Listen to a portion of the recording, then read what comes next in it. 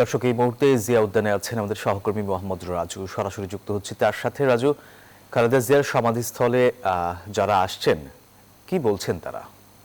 আপনারা জানেন যে আমি আছি সকাল থেকেই রাজধানীর জিয়া উদ্যানে বেগম খালেদা জিয়ার সমাধির যে জায়গাটি সেই জায়গাটিতে আছি। আপনারা বারবারই জানাচ্ছিলাম যে সকাল থেকে আসলে এখানে বিভিন্ন অঞ্চলের নেতা কর্মীরা ভিড় করছেন।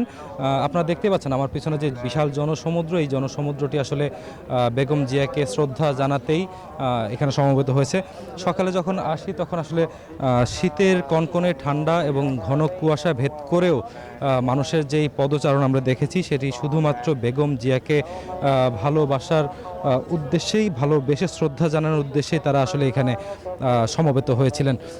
আজকে সারাদিন ব্যাপী এখানে নেতাকর্মীরা আসবেন এবং তারা বেগম জিয়ার যে সমাধি সেই সমাধিতে শ্রদ্ধা নিবেদন করতে থাকবেন। আপনারা জানেন যে বিএনপি যে 7 দিনের শোক দিবসের ঘোষণা ছিল সেই 7 দিনের আজকে চতুর্থ দিন চলছে।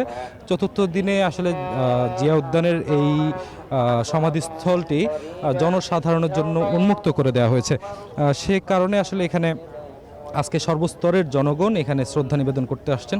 আমরা সকাল থেকে দেখেছি এখানে শুধু রাজনৈতিক সংগঠন নয়, বিভিন্ন সাধারণ মানুষ তাদের পরিবার পরিজন নিয়ে এই সমাধিস্থলে এসেছেন। তারা শুধুমাত্র বেগম জিয়ার সমাধিস্থল, বেগম জিয়ার কবরটা স্বচক্ষে নিজের চোখে দেখার উদ্দেশ্যেই তারা আসলে এই সমাধিস্থলে বা জিয়া উদ্যানে এখানে সমবেত হয়েছেন। আরও একটি বিষয় জানিয়ে রাখি, সকাল থেকেই কিন্তু এখানে লাগাতার কোরআন খতম চলছে।